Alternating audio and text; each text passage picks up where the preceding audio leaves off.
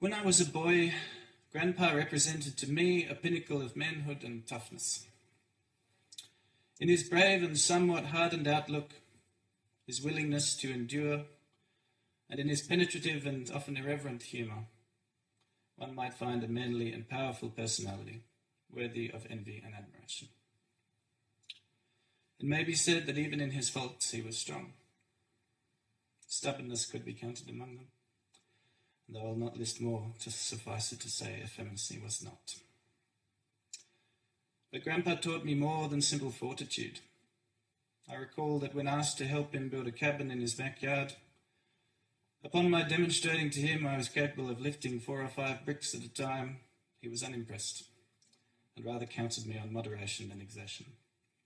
Had I listened, I probably would not have woken the next morning unable to move my arms. Though he was an old man at the time, he managed to lay bricks the whole day without injury, barely taking a break, until his eventual decline, indefatigability, might have been listed among his traits.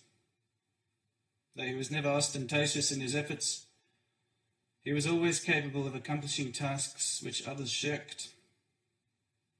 His backyard, for example, a testament to his self-sufficiency, with every type of vegetable available in Christendom planted in neat rows and watered by a timed sprinkler, all the former of which were planted in the latter installed by him.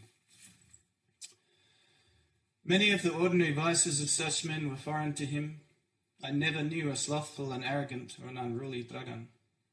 The Grandpa I knew was strict first and foremost with himself, and lived his life, at least in the time I knew him, in accordance with the precepts which he recommended to others, which is a rare virtue. We all have advice for our fellow man, but how many of us manage to live up to our own code of conduct? I knew such a man. A long period of time allowed my father and I to visit his house each day for afternoon and morning tea. The lovely set-up Baba and he had arranged. Their hospitality and their humour enlightened some special years, and such beautiful memories tend to adhere. And consequent to Baba's delicious preparation thereof, I developed a strong fondness for black olives, along with the fondness which I developed for both of them. Grandpa had taught me about meditation. In private sessions, he demonstrated to me the value of concentration and self-development, delineating with and for me a gradual life plan. As he saw it, the method for attaining one's goals was simple. Divide the greater goal into smaller steps and commit. His method is invaluable to me now and a mainstay of my mind when navigating the difficulties of this world. He was very fond of the saying, "Every day in every way I feel better, better, better," or am.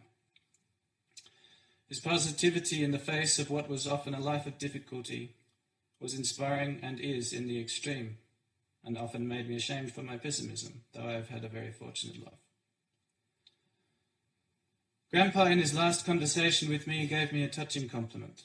He said that it had always been easy to talk with me. I would like to say that it was always easy for me to talk with him. He listened deeply, and he was deeply invested in my well-being. He advised me with patience and did not fear to chastise my follies. He was honest with me, and he was direct. He was passionate without being a fool, and serious without undue pomp. He was intelligent, incisive, but compassionate and generous. Despite his aforesaid manliness and stoicism, he was ever ready to offer a warm embrace, never shying from verbal or physical affection, not at least to us, his privileged grandchildren. I hope to emulate him in the remainder of my life. I hope to be able to tell my children of the dragon whom I knew. For whatever he was to others, to me he was an admirable man, and much more importantly, a loving and an invested grandfather. I love you, Grandpa, and may you rest easy in a place of light, in a place of green pastures, in a place of refreshment from where pain, sorrow, and sighing have fled. Thank you, everybody.